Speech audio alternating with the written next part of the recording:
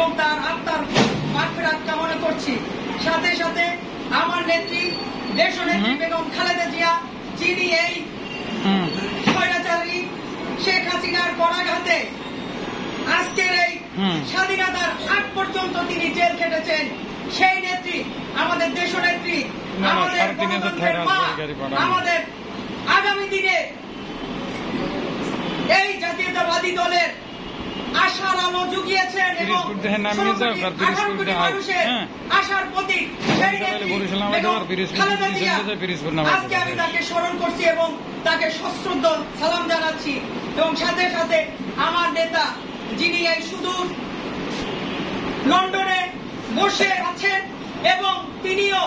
এই স্বৈরাচারের করাঘাতে তিনিও আহত হয়েছেন, রক্তাক্ত হয়েছেন এবং ওই সেই সুদূর লন্ডন বসে তিনি আজকে এই জাতীয়তাবাদী দলকে